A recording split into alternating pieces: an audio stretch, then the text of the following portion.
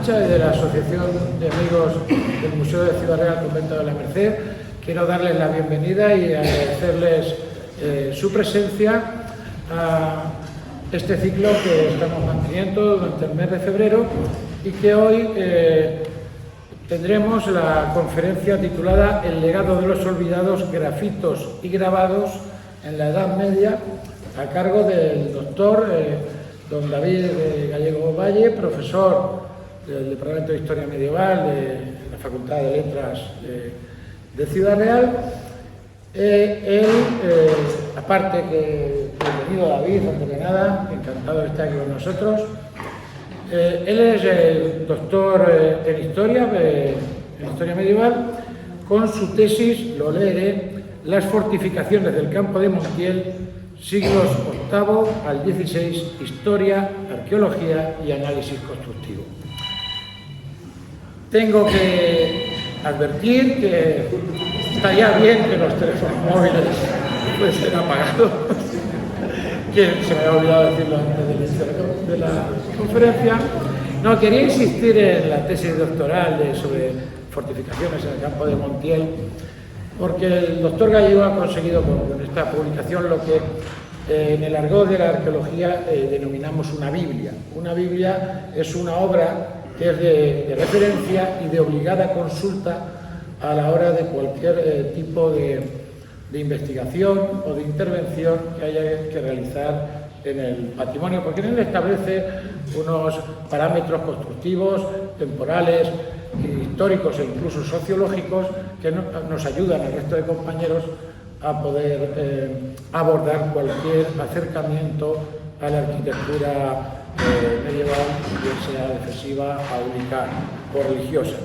Él, sobre todo, con otros miembros, que algunos de ellos quiero agradecer su presencia hoy aquí, forma parte del Laboratorio de Arqueología, Patrimonio y Tecnologías Emergentes de la Universidad de Castilla-La Mancha, que realizan una impagable labor en pro de la investigación, estudio y difusión y divulgación incluso del patrimonio histórico.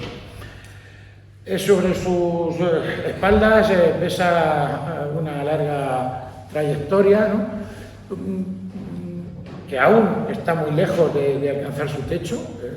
Hasta ahora muchos y buenos han sido los méritos que ha acumulado, y entre ellos pues me gustaría destacar la parte de los premios, ¿no?, que pocas veces hablamos, la medalla de plata de la Asociación Española de los Amigos de los Castillos, que se le otorgó a la Fundación Castillo de la Estrella, de la que él es patrono, y me atrevo a decir que es la piedra angular de este proyecto. Yo recuerdo hace muchos años cuando a un grupo de amigos nos comentaba que daban los balbuceos o los primeros pasos de la Fundación Castillo de la Estrella, no sé, poco menos, que parecía una aventura quimérica, ¿no?, quijotesca, y que hoy, gracias a Dios, es una realidad ampliamente reconocida. Y también la medalla al mérito cultural de la Junta de Comunidades de Castilla-La Mancha por sus labores, los miembros de su equipo, de investigación y conservación en el conjunto arqueológico precisamente del Castillo de la Estrella, que a los que no las conozcan pues les invito a conocer. Claro, ese reconocimiento público que ya tiene le ha hecho formar parte de miembro de pleno derecho de la mesa del Plan de Seguimiento de Arquitectura Defensiva del Ministerio de Cultura en España. Todo ello indudablemente, entre otras cosas, fruto de la intensa labor investigadora, centrada fundamentalmente en el estudio entre la primera mitad del siglo XII hasta el siglo XVI, del estudio de las órdenes militares y de sus fenómenos socioreligiosos, ¿no? Esto, claro, pues es una labor en la que interviene, es una labor donde se trabaja con materiales documentales, desde la arqueología y desde muy diversas fuentes, que, entre otras cosas, pues le ha llevado a liderar investigaciones importantes en los conjuntos arqueológicos de Euclés, de la Orden de Santiago y Montiel, o el Castillo de Salvatierra, o más recientemente el Castillo de Torres en Huelva, por citar otros muchos, ¿no? Porque la principal línea de investigación de David se centra en la poliercética, que no deja de ser otra cosa, ha dicho ya, la arqueología de la guerra, y en las evidencias, en la materialidad que ha dejado ese patrimonio bélico, tanto en sus construcciones como en las evidencias de los campos de batalla. Por eso me atrevo a decir posiblemente, junto con otros investigadores que trabajan con él, codo con codo, pues las personas que más saben sobre la batalla de Montiel, sobre la batalla de Uclés, la batalla de Aljubarrota en Portugal, Salvatierra, y por supuesto de las diversas acciones militares que se van a cabo en la Edad Media, donde actúa habitualmente en el conocimiento, en la conservación y en la investigación, sobre todo el recinto amurallado, ¿no?, de la ciudad de Toledo, que por cierto, pues ahora próximamente abordaréis el tramo sur de la misma. Y ahora está embarcado en un proyecto que a mí me hace una ilusión especial, ¿no?, como un niño al que le gustaba la historia, que es la investigación sobre la batalla de Guadalete, de la que tanto todos hablamos, ¿no?, pero realmente desde el punto de vista de la certeza poco se sabe, ¿no? El ser posiblemente, me atrevería a decir, uno de los máximos especialistas en la arqueología de la arquitectura, pues ha intervenido en multitud de castillos, ¿no?, desde el de Uclés, el de Fuenllana, Santa María de Guadiana, que es un proyecto también precioso, las murallas andaluzas de Toledo, bueno, Cuenca, Escalona, tengo que mirar la chuleta de tantos como son, o incluso los puentes de Alcántara y de San Martín, ¿no?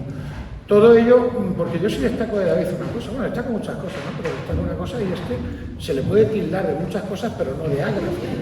Todas estas investigaciones, todos estos trabajos que ha desarrollado, pues los plasma negro sobre blanco en multitud de artículos científicos, libros y, por supuesto, en conferencias como la que tenemos hoy aquí y que incluso él ha fomentado y ha organizado, pues, diversas y bastantes de mucha calidad, pues, reuniones y congresos científicos que se han plasmado luego en las actas donde se dan los debates.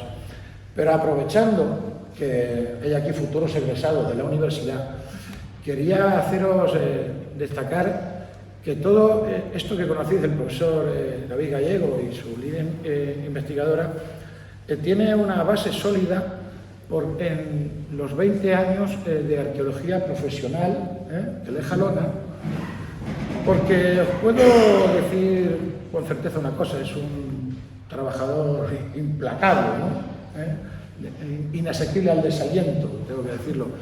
Y más, puedo deciros con certeza lo que él estaba haciendo hace justo 20 años, tal día como hoy y hasta ahora como hoy. Estaría en lo que Luis de Góngora diría amarrado al duro banco del trabajo y de un contrato magro, por no decir casi leonino, ¿no?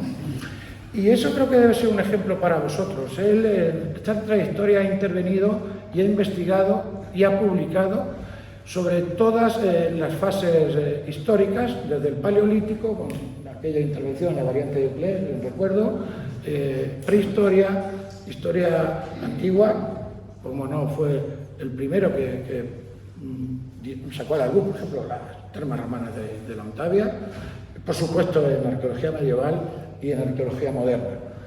Y sus trabajos han sido de toda índole de lo que trabaja un arqueólogo profesional, ¿no?, desde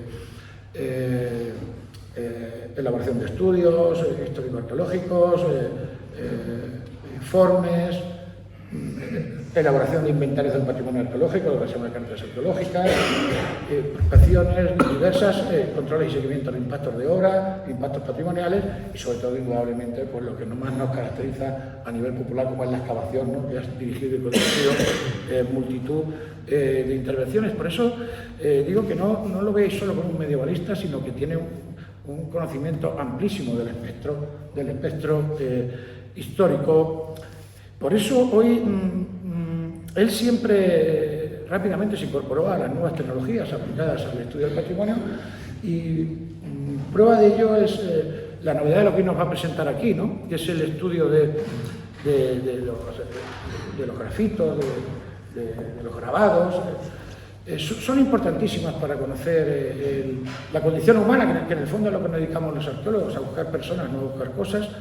Y creo que hay gente que desde el punto de vista de la investigación, pues ha desdeñado ha prestado poca atención a los grafitos, incluso han sido tildados de garabatos. Garabatos son si admitimos que la música de Mozart es solo madera y tripas de animal, o el Quijote es solo papel y tinta, ¿no? Los grabados, desde luego, es posiblemente una de las manifestaciones humanas, llamémosle más primaria, más inmediata, que nace de las vísceras, pero también del alma. En la Edad Media, el hombre mediante el grafito se enfrentó al miedo, a los miedos que tenía, al porvenir, a lo desconocido, o marcó la propiedad sobre algo, o quiso dejar su nombre a perpetuidad inmortal, o incluso añoró la libertad desde una oscura mazmorra donde no tenía esperanza alguna. Por tanto, creo que el estudio de estas manifestaciones son extraordinarias. Ya que en la Edad Media, bueno, pues siempre voy a citar a San Marcos, ¿no? Quien tenga oídos para oír, que oiga, que entienda y que aprenda. Los que estamos aquí estamos posiblemente en esa actitud, y yo al menos intentaré atenderte. Así que, David, en manos de tu sapiencia estamos. Buenas tardes. Se nota que Honor, igual Javier, para mí es amigo de largo. Sabe bien que hacíamos hace 20 años, porque estaba seguramente conmigo. Y junto con otro compañero que andaba por ahí atrás, Enrique Mata Trujillo, estábamos a dar los primeros pasos en hacer las cartas arqueológicas de Campo de Montiel. Por estas horas, Javier, no estaríamos ya en el ordenador, tú bien sabes dónde estaríamos, pero bueno. Quería comenzar mi charla pues dándoles las gracias por contar conmigo, por permitirme mostrarle una investigación que no es solo mía, es de todo un conjunto de compañeros que trabajamos en el proyecto de arqueología de las órdenes militares, y que es muy interesante poder mostrarles dentro de este ciclo que tenemos que agradecer su organización a la Asociación de Amigos del Museo, que como siempre han tenido bien reunirnos, y es agradecer su trabajo incansable por mostrar la cultura en este momento. Obviamente tenemos que agradecer al Museo de Ciudad Real, Junta de Comunidades de Castilla-La Mancha, que también nos permite utilizar instalaciones y preocuparse por estos elementos, y cómo no, a los compañeros de la Universidad de Castilla-La Mancha, que a los que les agradezco que hayan venido a verme en esta tarde que ya empieza a empeorar, que es mejor decir que empieza a hacer buen tiempo para lo que nos toca, y obviamente a nuestros alumnos, a los que espero que por lo menos usted, y por lo menos cuando hablamos en clase de ciertas cosas, pues que ya lo vayan teniendo en cuenta. El objetivo de mi charla no es otra que enseñarles a mirar, por lo menos abrirles los ojos hacia un patrimonio que quizás hemos olvidado y que quizás hemos destruido en muchos casos. Este sentido, pues al final es una manifestación material que a veces la vemos como invisible, poco valorada. Es decir, queremos aprender a mirar ese patrimonio. Si al final de la charla ustedes se van comentando que, anda, pues esto hay en mi pueblo, pues esto yo vi algo parecido, cuando fuimos a visitar aquello, pues parecía esto. Quizás no les dé la respuesta de lo que significa, porque estamos trabajando con mentalidades, con gente que vivieron, en algunos casos, más de casi 1200 años. Y que los códigos sociológicos en muchos casos pueden cambiar y cambiarán. Obviamente también les quiero presentar algo que nos debe cambiar, en este caso a los historiadores, como los que somos y los que van a ser, que están en esta sala, de que estos grafitos no es otra cosa que un documento histórico de primer nivel que debemos analizar con esa metodología. Y en este caso vamos a analizar grafitos medievales, pero muchas veces ustedes en las imágenes verán grafitos medievales, sobre ellos modernos, contemporáneos, y el grafito de gracioso que pasó el otro día y dejó su última marca.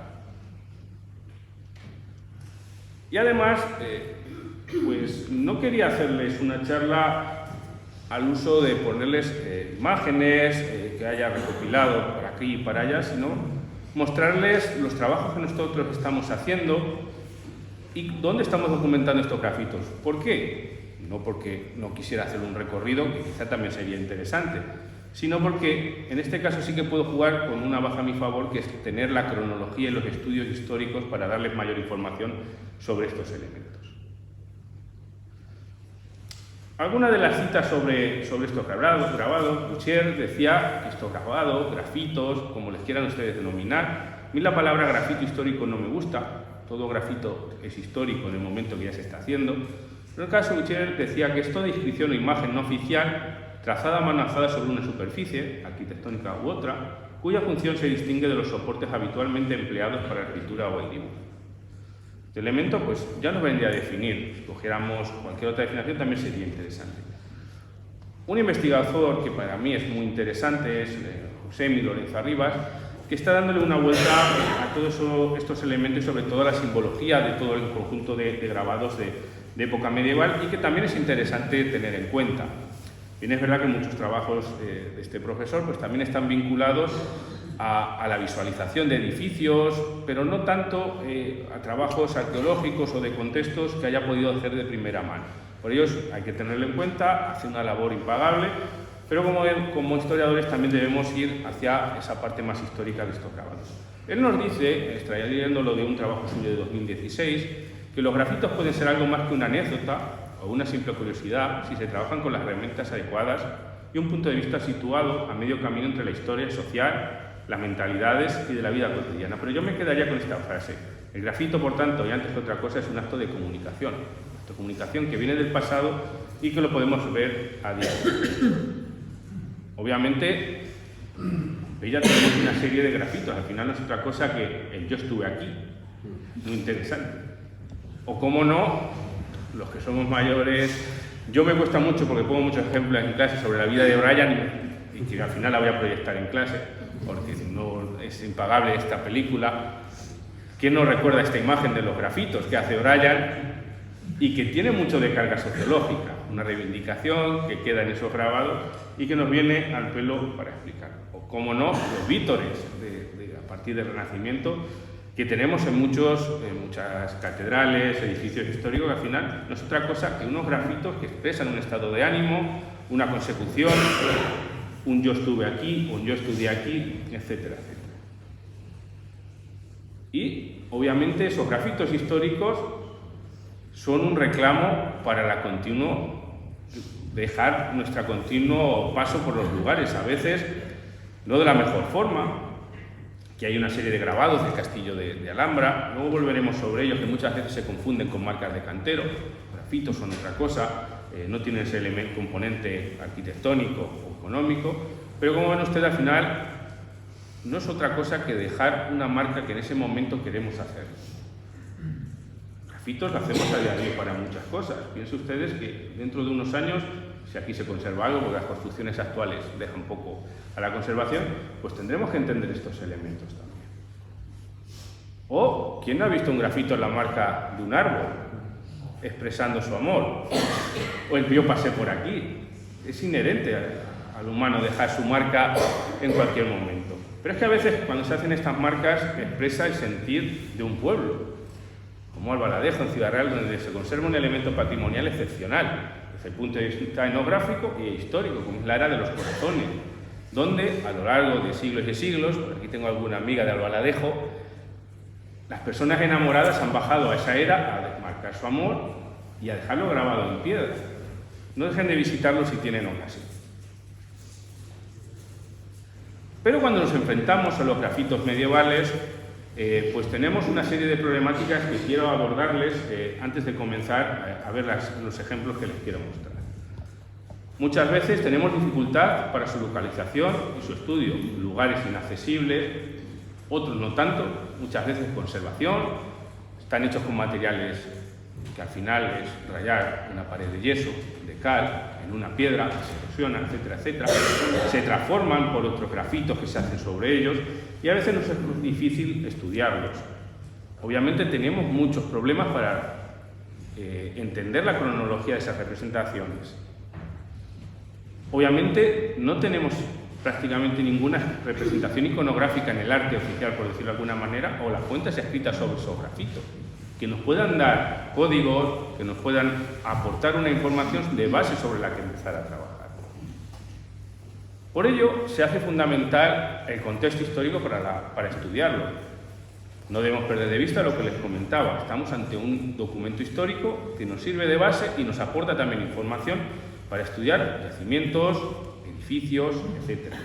Podemos extraer esa información de la excavación arqueológica, de la lectura de paramentos, del análisis propiamente de yacimientos, etc. Obviamente contamos con nuevas herramientas, como las nuevas tecnologías para localizarlos, para estudiarlos. Hemos podido pasar del calco, de esa imagen que ponemos con una linterna de noche, a nuevos elementos que nos dan muchísima información. No quiere decir que cuando se ven mejor los grafitos no es de noche con una linterna, porque lo seguimos haciendo.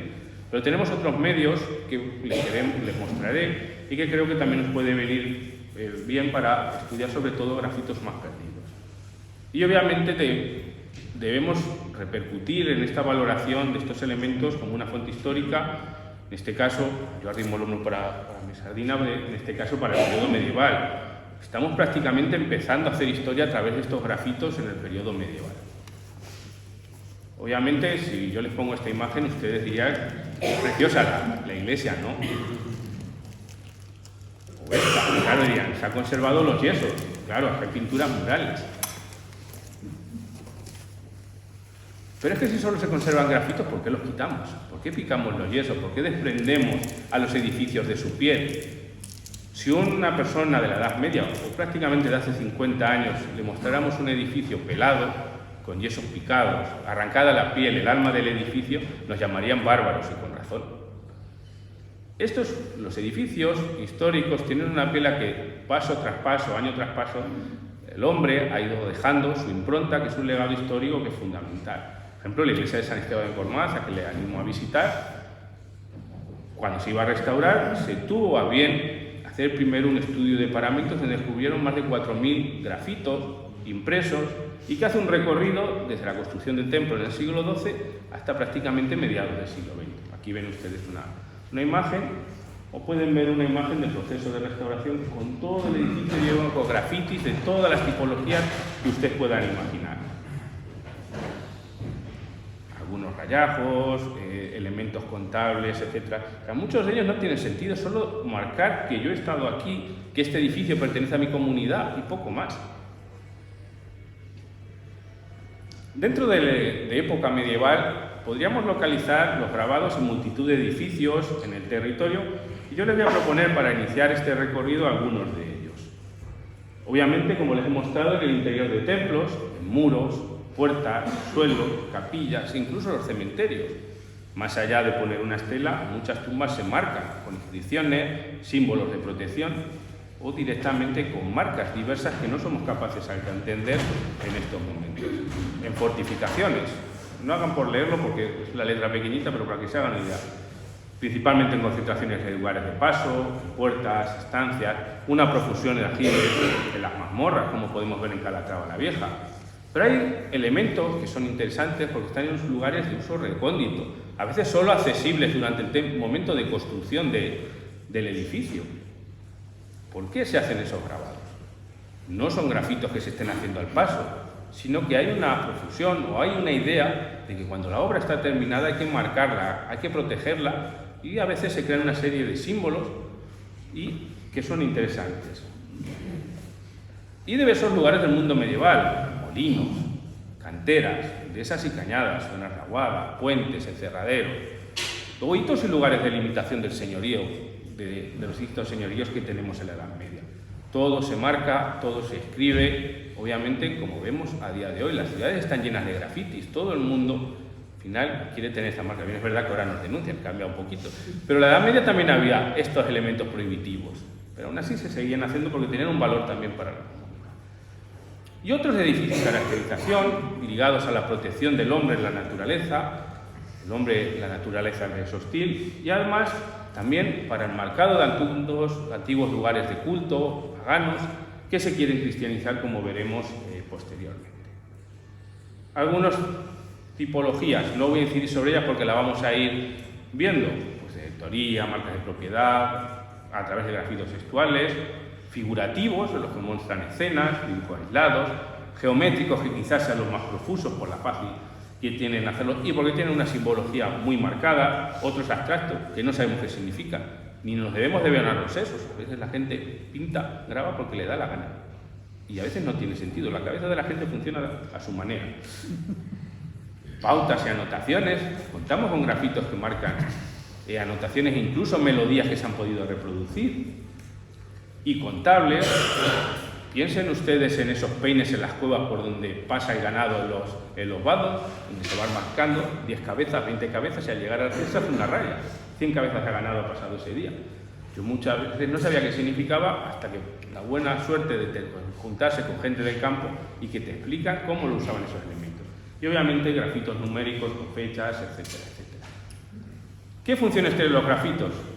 Esto es una pregunta que todo el mundo intenta responder y que es difícil de responder.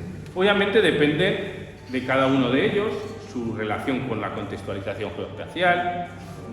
Obviamente tenemos que analizarlos dentro de estudios históricos y arqueológicos, como les venía diciendo, pero además no debemos confundirlos con mensajes oficiales o símbolos contables como las marcas de cantero. Los grafitos tienen mucho de espontáneo y no piensen en una placa que se hace para conmemorar la construcción de un castillo. No, eso no es un grafito, eso es un elemento oficial que está marcando.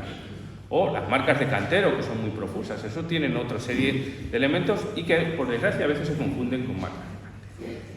Bueno, dejando esto, vamos a empezar a ver santos, como le gusta decir a mi amigo Honorio, y lo voy a hacer a través del ojo que hemos ido haciendo durante estos años y que ya nos lleva a que prácticamente visitamos un edificio y ya estamos buscando los grafitos, porque están en todos.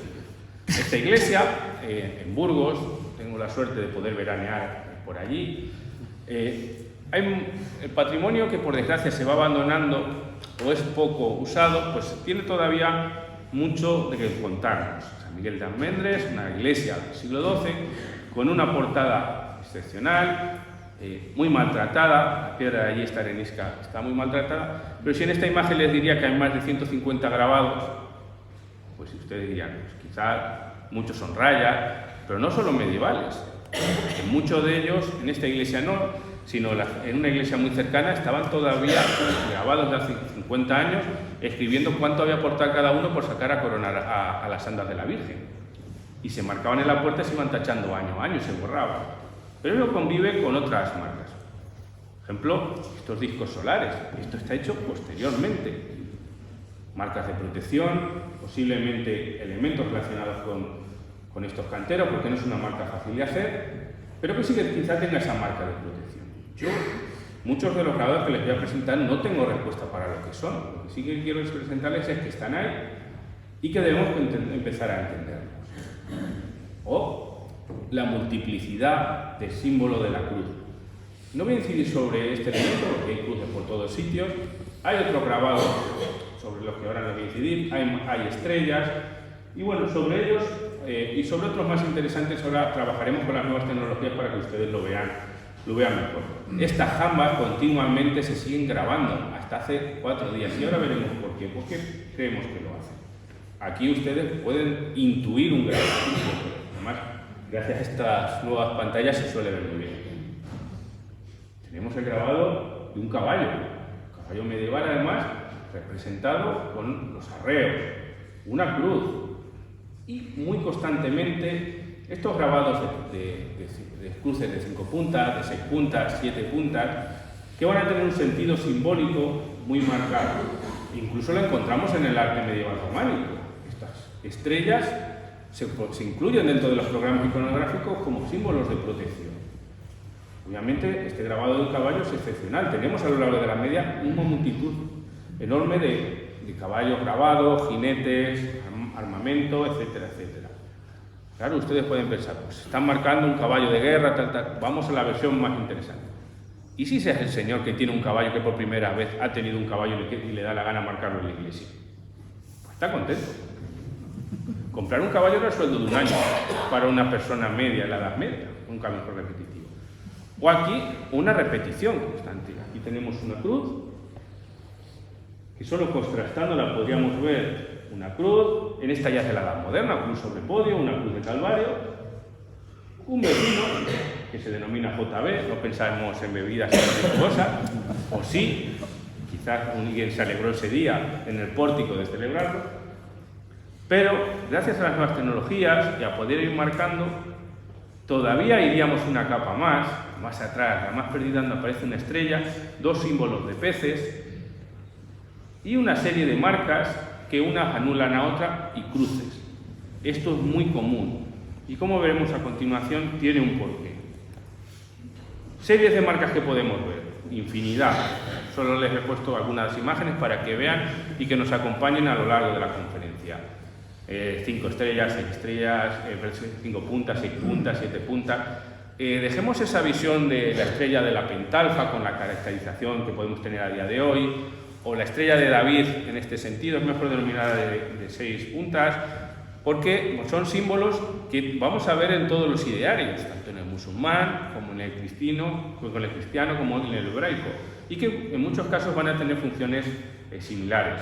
Todos los elementos de rosetas, círculos concéntricos, que van a ser muy profusos y que también son muy característicos. Si pudiéramos ver publicaciones del Reino Unido, del norte de Europa, incluso de Italia, donde han avanzado mucho en el estudio, veríamos como son constantes y que las interpretan muchas veces como elementos simbólicos, etcétera, pero que quizás habría que tener cuidado con estos elementos.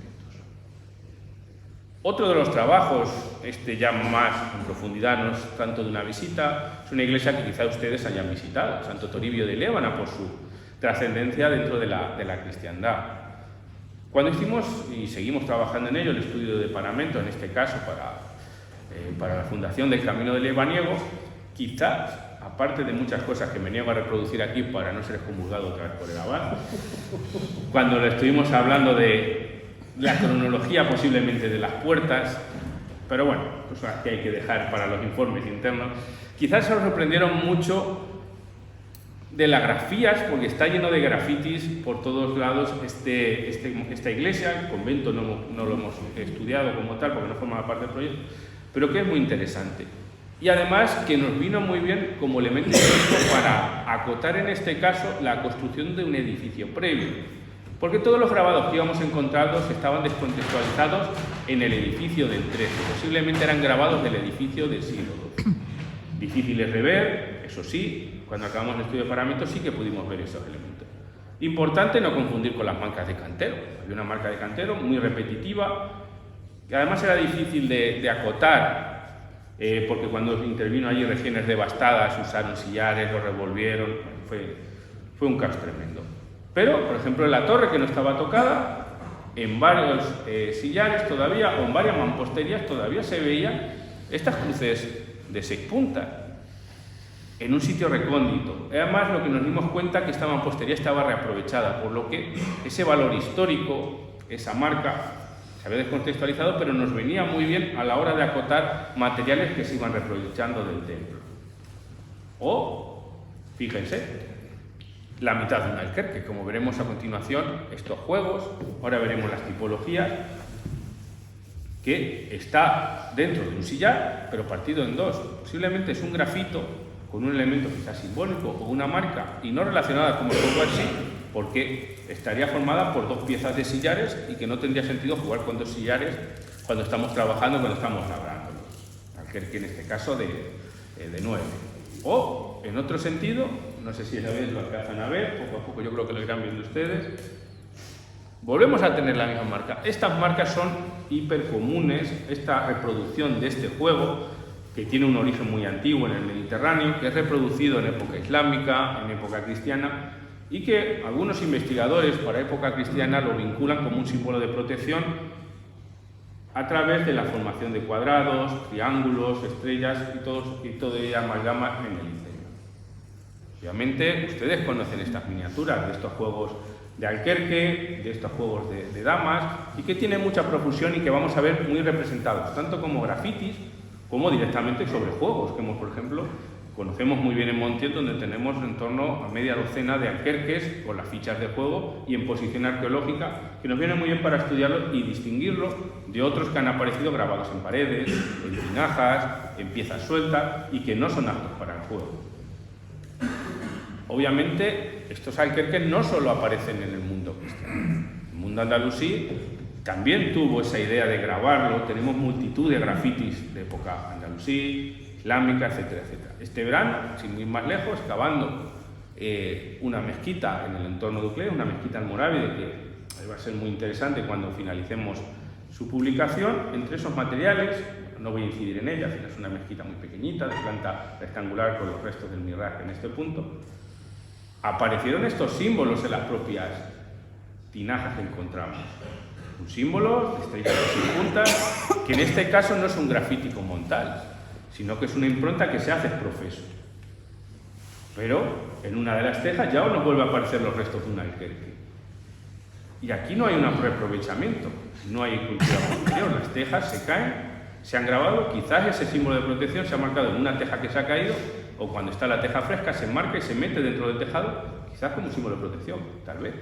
Porque jugar en una teja curva les aseguro que no es bueno para jugar a un juego de tablero.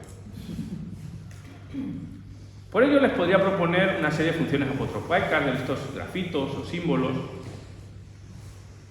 en las que podríamos decir que se tratan de manifestaciones comunitarias, que no tienen quizá un sentido individual, a veces sí, solo como las firmas o las fechas. Desconocemos en muchos casos el valor de cada estrella, de cada cruz, de cada alquerque, pero lo importante es el valor de la apropiación dentro de un edificio, aunque a veces no son visibles. En usos, en edificios o en espacios naturales, refuerzan el valor de la comunidad, protegen al inmueble y a la comunidad frente a las fuerzas malignas o invisibles. Ustedes piensen que en el ideario medieval, cuando una iglesia se cierra por la noche, está abierta que pueda entrar el maligno, no está protegida. Pero si como comunidad la protegemos a través de unos símbolos comunes, la protegeríamos de esas fuerzas malignas. A veces nos encontramos estas marcas en los tejados, en las tejas, a veces dentro incluso de las propias vigas de madera que se ponen y luego se enfocan y no se vuelven a ver. Pero ese sentido es muy interesante. O incluso en las propias casas. En Galicia todavía es común la presencia de cruces, de marcas en alquerques, en dinteles y en otros elementos. Y además estos símbolos se suelen... Es extraño que tengamos un símbolo individual dentro de los edificios. Lo más normal es que el símbolo se marque año tras año, generación tras generación. Y además no pasa nada por tacharlos, se refuerza el valor de esa comunidad. Incluso como podríamos pensar, hasta hace no mucho tiempo, hasta prácticamente siglo pasado, hace 2 siglos, se marcaban los límites de los términos municipales y se llevaban a los niños cuando era pequeño, como bien me enseñó Jesús Molero, a marcar esos hitos a través de cruces que se iban renovando generación tras generación. Y encontramos marcas donde hay centenares de cruces. El problema es cuando vemos un sitio que no es una delimitación de término y está lleno de centenares de cruces, como veremos posteriormente. En Montiel los hemos podido estudiar y los seguimos estudiando. Pero hay que serles sinceros. Hay grafitos que encontramos hace años o que llevamos con partes de zonas encontradas hace muchos años y que no les habíamos dado ese valor o no habíamos sabido mirarlos. Todo hemos ido aprendiendo conforme hemos ido trabajando. Tanto en la villa como en el castillo tenemos este serie de elementos. A veces con elementos muy profusos que no tienen ese valor artístico y otras veces con un valor artístico muy recomendado. Solo les voy a poner en el caso del castillo, aunque tengo marcado 2 zonas, tanto la Torre Mocha como la zona de la Torre Homenaje, me voy a centrar en explicarles o enseñarles la zona de la Torre Homenaje por lo novedoso, ya que la mayor parte de los grabados fueron encontrados en esta campaña. Pero además contamos con la excavación, el estudio de paramentos, que nos permite fechar esos grabados en muchos casos, incluso con la documentación que nos habla de la reconstrucción de ciertos muros, de la participación de ciertos nombres, que quizás Martín Marchina, Abraham del Moro, que quizás fueron ellos los que grabaron esos grafitos. La mayor parte están situados en el muro sur de la torre de la compartimentación de la Torre del Homenaje.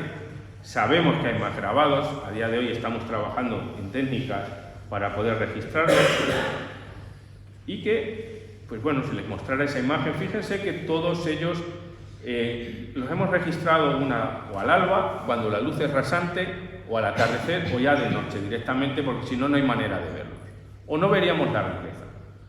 Les voy a poner pues una pequeña pista para que los vayan viendo, pues quizás ahí ya lo empezamos a ver. Pues diré usted, un rayajo, como dice José Milo de arriba, rayajos intrascendentes, que quizás no son nada, quizás sí.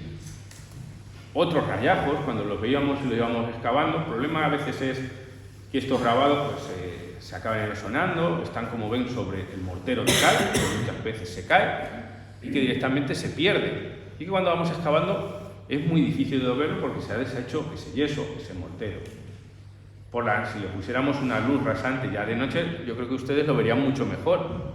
Ese alquerque que se está marcando, pero que no está terminado en muchos casos. Es hacer la marca lo que tiene valor, ¿no? A veces el simbolismo no tiene otro de esos símbolos, y que a partir de aquí ya sí que nos propusimos hacer un estudio en profundidad donde, si les pongo esta imagen, ya hay muchos rayajos por todos sitios. Si la oscurecemos, la imagen, ya ven ustedes mucho más de estos rayajos, alquerques, pentagramas, por decirlo de alguna manera, estrellas de 6 puntas, cruces, calvarios, rayas que no tienen ningún sentido, pero que nos marcan es una profusión en este muro. Y que ya si la quitáramos veríamos una profusión que es muy común. Y fíjense que estamos hablando de 1 metro de altura por 2 metros, donde se acumulan todos estos grabados. Sin embargo, los muros de alrededor no hay ni un grabado. ¿Por qué? Pues todavía seguimos en ello. Como dirían los políticos, estamos trabajando en ello. Pero quizás cuando alguien busca mucho algo, a veces tiene la suerte de que aparezcan, pero quizás no con tanta suerte como la que creemos. Este es el trabajo de este año de excavación en la Torre del Homenaje, que ha conllevado la restauración, la excavación de la segunda bóveda que había caído, y que cuando fuimos excavando, la buena suerte de contar con un equipo de técnicos excepcional, como tenemos en Montiel, que me gusta nombrar, aquí están algunos de ellos, está Javier Mejía, Jaime García Carpintero, profesor también de la universidad, o Juan Ángel Luis Sabina, que también trabaja, lo he visto por ahí, nos permitió que, aunque a veces nuestros ojos no están presentes, hemos enseñado a mirar, y eso es muy importante. Conservamos parte de una serie de yesos en los intrados de estas jambas, y que cuando fuimos excavando nos aparecieron estos elementos. A mi izquierda, en esta, tenemos el grafito tal como apareció. Más piensen ustedes que la buena suerte de poder hacerlo con un trabajo concienzudo y que en este caso no tenemos una presión por no dejarlos vistos. ¿Qué hacemos con estos yesos? Es que no puedo consolidar esta pared, porque no puedo poner una cimbra para hacer el arco porque los yesos me estorban. No estorban, al final es buscar soluciones.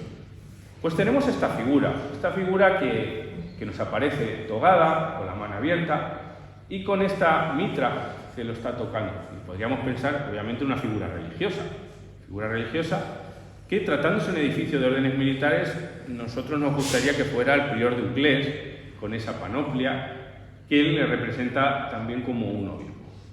Si no, pues sería posiblemente un obispo. ¿Quién? No lo sabemos. Estos grabados son, lo que sí le podemos decir es que este muro se reconstruye a partir de 1460 con un terremoto, que tenemos el documento que nos dice cuándo se reconstruye el muro, quién lo hace, pero bueno, luego pasó gente por allí. Y quizás, bueno, aquí tienen ustedes esos elementos mitrados que nos pueden llevar a este elemento, y quizás uno que nos gusta de especial manera y que ilustra esta charla, que es el de la figura femenina, que cuando lo pusimos en redes para ilustrar esta conferencia, el problema que tenemos es que solo se ha conservado este trocito, el resto del yeso y el arco ha caído. Y que bueno, en ello estamos trabajando, pero es que esta figura femenina, coronada, con un lirio en las manos y entronizada, fíjense ustedes, está entronizada, porque no sea la Virgen María en la Anunciación. Por lo menos los símbolos tienen. Hay que seguir pensando, pero por lo menos tenemos una pista sobre la que trabajar. Y obviamente grafitos de toda naturaleza que también tenemos en ese punto. Pintados de aquella manera, grafitos de estrellas. Por aquí aparece un cuadrúpedo a medio hacer. Otros elementos que están a medio hacer. Una mano, quizás la mano de Fátima, que está protegiendo ese edificio. Y si no, una mano que se está haciendo. Más esos elementos lo tenemos bastante claro. Y además, al hacer la excavación, cuando uno ya va con ese ojo, han aparecido restos quizás de revestimientos en el resto de la torre, donde nos aparece que prácticamente toda la torre debió contar con esos símbolos de rosetas, estapétalas, etcétera, que quizás estaban decorando las estancias del comendador de Montiel y que le darían ese valor. Obviamente, claro que podemos conservar esos elementos, Se trata es de tener intención.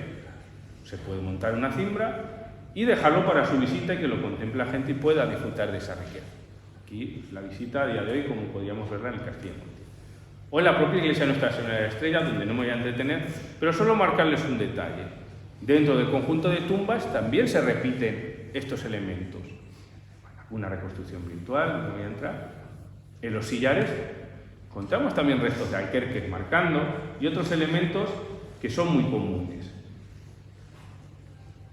Pero también en la reciente restauración que hemos podido hacer y excavaciones en el puente de Alcántara de Toledo, como no podría ser de otra manera, han aparecido un gran abanico de grafitos que nos hablan de la historia de este puente. Un puente, un cuerpo de guardia, donde había una serie de soldados y que fueron registrándolo. El estudio de paramentos nos ha permitido también poder acotarlo. Los grafitos son casi todos de la segunda mitad del siglo XIV hasta finales del siglo XV. Bueno, algunas marcas, todos los grafitos están en este cuerpo superior. El cuerpo de Alcántara tiene un cuerpo inferior, quizás una torre inferior, y toda esta parte se reconstruye con el segundo cuerpo a partir de la segunda mitad del siglo XIV y la guerra entre Pedro I y Enrique de Trastámara, bueno, pero no voy a entrar en ello, y que se diferencian de quizá estos leones que defienden la puerta del puente, que sí que es un mensaje oficial. Están pintados, tienen una simbología, etcétera, etcétera. Pero en estas obras, de las que pudimos participar, en este caso lo dirigí junto a mi compañero Antonio Gómez Laguna, sí que pudimos localizar esos grafitos, que algunos de ellos son de gran interés artístico, pero también documental, claro. Esta zona fue quemada, está repintada, pero bueno, cuando vamos y empezamos a pintar, podemos ver un elemento muy interesante, como es un castillo o la propia torre del puente, que alguien se preocupó en grabar y dejar allí. Grafitos sobre construcciones militares tenemos muy interesantes y que a veces, cuando sabemos contextualizarlos, nos da también esa información. O esta cabeza de dama, quizás el dibujo no le haría justicia a la amada de este soldado, y que nos recuerda a este tipo de tocados y a estas figuras femeninas de la segunda mitad del siglo XV. Al final nos están representando una época y nos están dando un documento. Supongo que el soldado no llevaría a la amada a ver el grafito que le había hecho. O en Montizón, Castillo de Montizón, hay una serie de grabados que quizás deberíamos intentar o extraer o preservar porque son muy interesantes y que se están deteriorando porque están muy a la mano. Y todo el que pasa por allí dice, uy, un panel para dejar mi marca. Y al final lo que tenemos es marcas desde el siglo XIV hasta prácticamente la actualidad. Tenemos grabados por todo el castillo, las distintas puertas, pero yo voy a llamar su atención sobre dos elementos. En esta puerta de entrada tenemos una serie de cruces que no son marcas de cantero ni de asentamiento de los sillares, que son distintas. Habrá un medio centenar de cruces a lo largo del castillo de muy distinta tipología. Aquí ven alguna de ellas, una cruz griega en este caso, que no se corresponde con el resto de marcas de cantero. Pero en esta estancia, que debió ser capilla a partir de la segunda mitad del siglo XV, cuando se amortiza la iglesia original, encontramos un panel que podemos pasar por allí y decir, esta estancia qué bonita es, pues está bonita, pero que si no nos paramos solo veremos una serie de grafitos actuales. Luisi, Carmen, Paco, estuvo aquí, no sé quién hizo San Blas. Muy normal, la gente sigue grabando un nombre, pero que si vemos en detalle tenemos una obra artística excepcional. Podemos contar en torno a una veintena de estos grabados que no los está haciendo una persona de día a día, está haciendo posiblemente un cantero donde está quizás ensayando con la construcción de bóvedas. Si ustedes siguen con la vista van a ver multitud. Bien, aquí tenemos otros de ellos, se van haciendo un cantero encerrado que estuvo. A mí eso de las prisiones para grabar, ¿no? Hay gente que le da por practicar, hay gente que se toma en serio su oficio. Pero que además, si pudiéramos estudiar más en detalle, como lo queremos hacer y pararnos, hay también quizás la figura de una espada, de una serpiente enroscada, etcétera, etcétera. Como ven ustedes, el problema que tenemos es el deterioro, marcas continuas, y que si fuéramos a pasar distintos filtros nos permitiría ver esa serie de rosetas. Bajamos hacia el sur, para no coger frío, en Baños de la Cina, un castillo de origen almohade, pues aparte del mensaje oficial que nos transmitieron los almohades a través de una serie de grabados que sí son oficiales, como estas marcas de los encitados de los faltos de especies de sillares, tenemos una marca que no sabemos si la hicieron los cristianos o los propios almohades, que es un alquerque de 12 grabado. Y esto, piensen ustedes, que estamos a una altura de en torno a 8 o 9 metros. Hubo alguien que se preocupó de cristianizar el lugar, de marcarlo, o quizás estaba reparando una almena y dijo, pues mira, ya que estoy aquí, pues lo vamos a dejar puesto. Aquí ven ustedes ese. O un castillo templario, de los poquitos que podríamos conocer templario, pero muy reformado, siglo XIV y siglo XV, de carácter nobiliario, y en el que hemos podido también, por lo menos, pasar a verlo, y que no tardaremos mucho en hacer una serie de actuaciones que van a formar parte de un proyecto europeo sobre el estudio de los castillos transfronterizos de órdenes militares entre España y Portugal, y de la verdad nos subimos a buscar grabados, subimos a hacer fotos porque era un castillo muy bonito, viniendo del siguiente castillo que les voy a mostrar. Pero al final la cabra tira al monte. Obviamente, claro que hay grabados. Pues aquí dice, los de la plaza del no sé qué estuvieron aquí. Además, el señor tuvo a bien hacerlo bonito, rítmico. Cosas que pasan. Dice la plaza alta, unida, jamás será vencida. ¿Más? Luego preguntamos en el pueblo y es que hubo lío con la plaza, que la querían peatonalizar, que no dejaban aparcar, pero bueno, tenía su mensaje. Obviamente cruces, alquerques. Pero les voy a llamar la atención sobre otra figura que no hemos tocado y que creo que es interesante. Yo creo que ya la podrían ver, ¿no? Un escudo que no deja de ser otro, que es un escudo de la Orden de la Banda. Tenemos marcado dragones, por lo menos las bocas, sobre el yeso. Y esto se debió hacer sobre el yeso fresco. Quizás la marca nobiliaria a partir del siglo XIV de este linaje que apoyó a Enrique de Trastámara quizás en la guerra.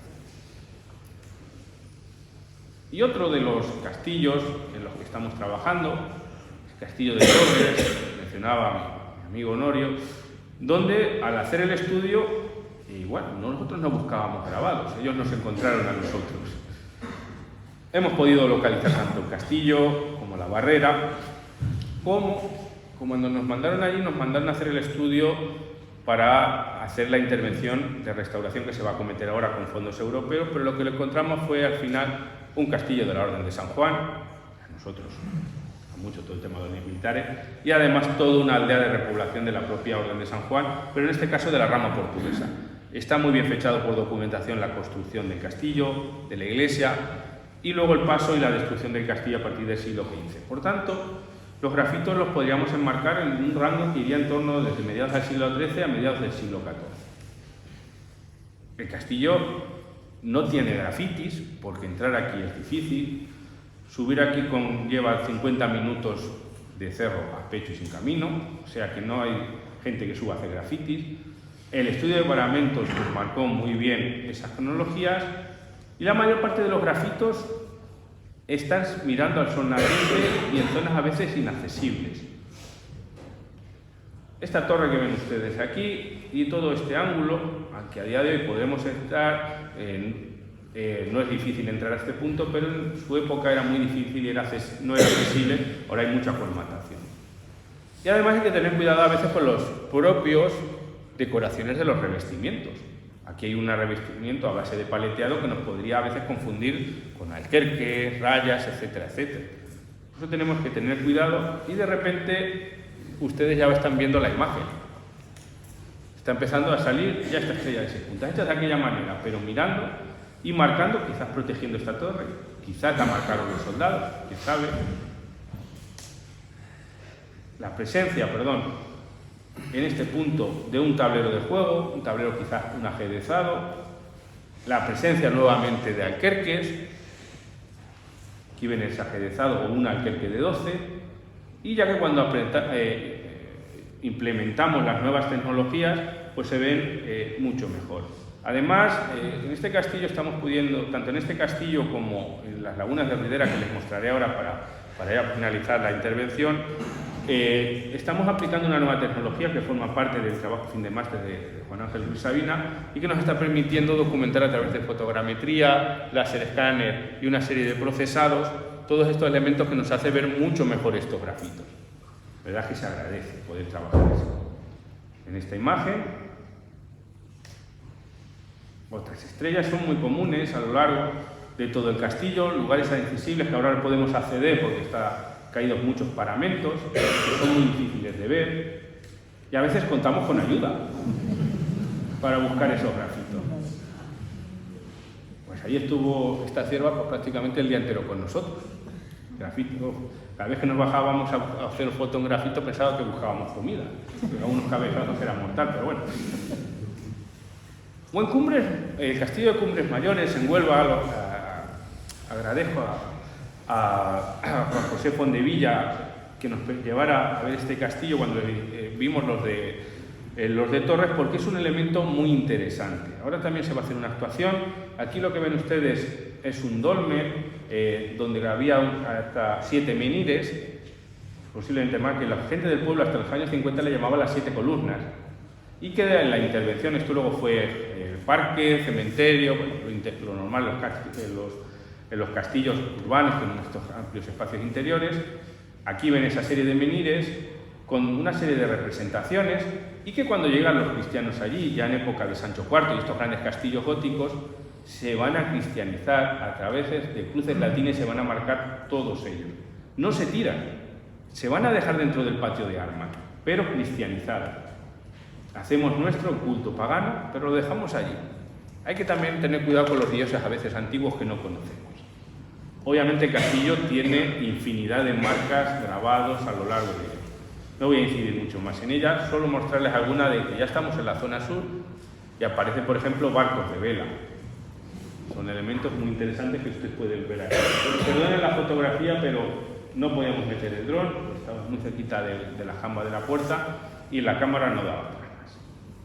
O estas imágenes del profesor Molero de su tesis, donde se graban una serie de hitos en el paisaje que marcan en este caso la jurisdicción de una de las dehesas de la Orden de San Juan. Aquí vemos no solo son medievales, sino que se siguen remarcando a lo largo del tiempo con estas cruces de la Orden del Hospital. Además, algunos dibujos muy interesantes y que podemos ver a lo largo de todos estos elementos. Estas cruces serían muy comunes a lo largo de la jurisdicción de prácticamente no solo de las órdenes militares, sino de cualquier concejo, etcétera, etcétera. Y tienen un detalle. Y para ya finalizar mi intervención, que no me quiero alargar mucho, quiero ser escrupuloso con los tiempos, el tema de las lagunas de Ruidera, que llevamos trabajando muchos años. Lagunas de Ruidera hemos desarrollado varios proyectos, gracias a la financiación del Instituto de Estudios Albacetenses, también con el proyecto de investigación sobre religiosidad y órdenes militares que dirigen el profesor Molero y la profesora Raquel Torres, y que a día de hoy pues, nos está permitiendo no solo haber trabajado en la Laguna Tinaja, quizás la más conocida, sino sobre otra serie de lagunas donde se conservan unas manifestaciones rupestres muy interesantes.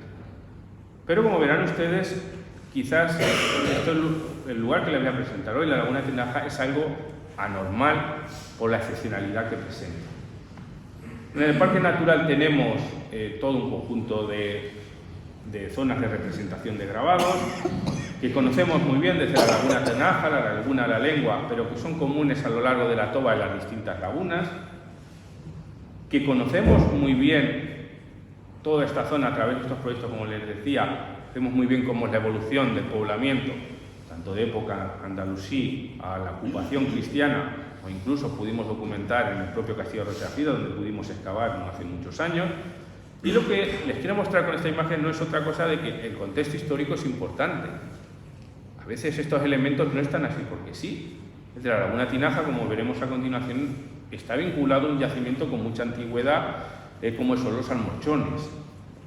Bueno, algunos mapas de estos trabajos y las zonas donde tenemos esta concentración que va desde la Laguna, San Pedro, la Tanaja, la Lengua y la Redondilla, que es la mayor concentración en estos puntos. Además, la bajada de las aguas nos ha permitido documentar una zona que comúnmente se llaman los hongos, o los juareños. Bueno, son zonas de calcificaciones que se van acumulando y crean una serie de cuevas. Estas últimas es las que estamos trabajando ahora, que es la zona de la laguna más hacia el oriente, donde se conservan estas pequeñas covachas que son muy interesantes porque las covachas que tenemos habitación, es decir, que tienen un muro de protección, evidencian la habitación, no aparecen grabados. Y sin embargo, en las covachas donde no hay muros, es donde aparecen los grabados. Podemos pensar una zona de hábitat y una zona religiosa.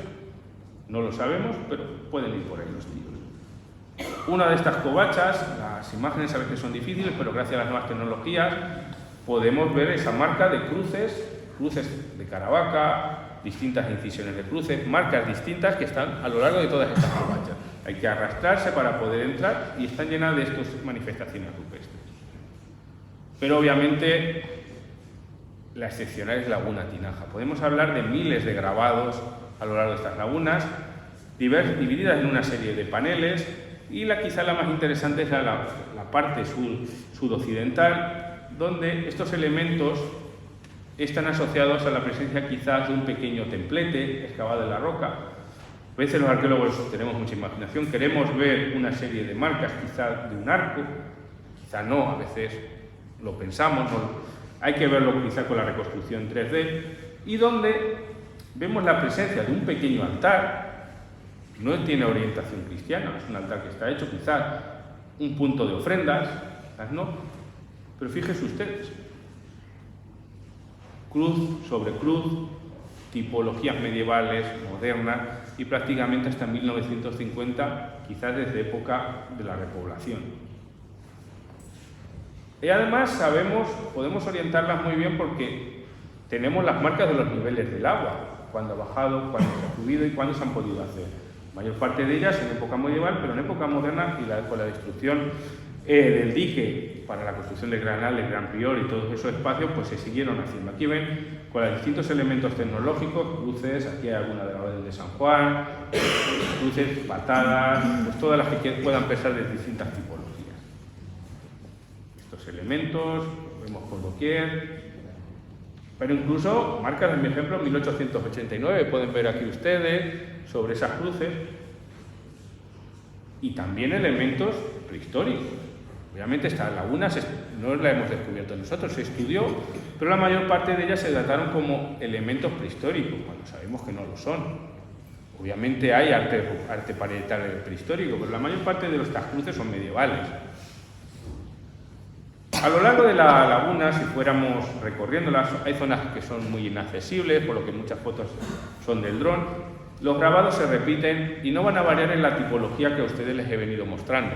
Cruces, alquerques, cruces de distintas puntas, pero también hay elementos curiosos. Por ejemplo, aquí vemos una cruz sobre podio, aquí una retícula de juego, muchas cruces. El problema que tenemos es la conservación. Esto está hecho sobre una toba que se digrega fácilmente y que tiene procesos irersivos muy marcados. Cruces sistemáticamente, una sobre otra, hasta la saciedad. Cruces, alquerques, se hacen sistemáticamente por toda la laguna. Cruces sobre alquerques, peines numéricos, pues todo lo que ustedes puedan imaginar. Bien, es verdad que aquí quizás no les invitaría a pasar, es una zona altamente protegida, es una zona porque cada vez saben ustedes que las tobas de la laguna ruidera se disgregan con el paso, y donde intentamos hacer un trabajo de documentación muy potente para pisar lo mínimo posible esas tobas y evitar su disgregación. Pero fíjense ustedes también, tenemos un ancla o una vela. Claro, no se nos olvide, no les olvide a ustedes que las lagunas de ruidera, muchas de ellas son pesquerías de la Orden de Santiago, que están navegando, que están pescando, que su día a día quizás es en la ribera, y que al final acaban representando esos elementos. Aquí vemos una pequeña barca o una pequeña embarcación que nos lleva también a una serie de representaciones medievales que son muy comunes, como son las de los elementos náuticos, y que son constantes, quizás no tanto en nuestra zona interior, pero quizás, por ejemplo, esta imagen que es de la Torre Grossa en Tarifa, donde estamos haciendo, como decía Honorio, el estudio de la batalla de Guadalete, en Montes Tradustinos, nos aparece una galera con los escudos todavía montados sobre la proa, que es la que seguramente están viendo a principios del Renacimiento, finales de la Edad. Paneles tenemos a lo largo de toda la laguna. Aquí hay otra serie de representaciones que yo ya sí que dudo más que sean medievales. quizás puedan ser cruces o representaciones prehistóricas, no lo tengo claro. Grabados más toscos, porque en esta zona de la laguna la piedra se graba peor, pero está el alquerque, la foto está hecha a contrapicado. Es una covacha y con el alquerque representado justo al revés. Y lo tienen ustedes. Marcas muy distintas u otros elementos que a veces son muy difíciles de apreciar. Bueno, por no ser repetitivo, podríamos estar poniendo imágenes de esta laguna sistemática en la panel y no alcanzaría. Para finalizar, pues darles algunas conclusiones. Obviamente, hemos repetido que son una fuente histórica de gran valor para el conocimiento de las comunidades medievales. Creo que con la ponencia lo tenemos ya todos claro. Pero debemos estudiarla dentro de contextos históricos, arqueológicos, geográficos. No todos los petroglifos o grafitos significan lo mismo en un edificio, en un lugar o en un momento determinado. Tenemos que seguir avanzando en los procesos de documentación, sobre todo para intentar tocar lo mínimo posible esa serie de grafías. Y obviamente tenemos que trabajar en su catalogación, huyendo del acercamiento de lo que es bonito, de lo que es curioso, sin importarnos el valor histórico. Es un documento histórico y como tal se debe tratar. Para finalizar, ponerles esta imagen, que quizás a ustedes les parezca curiosa, y que ya Poncela, ya por 1929, para marcarnos lo tangible de y lo desviado no podemos pensar de los grafitos, decía el nombre de Ulloa, que a nuestros padres recordaba a doña Inés Ulloa. Nosotros solo nos recuerda el grafito, el nombre de Ulloa, que a nuestros padres recordaba a doña Inés, la del Tenorio. A las generaciones de allá de 1929 solo les recordaba el grafito paleolítico de las carreteras, Ulloa óptica. Muchas gracias por su atención.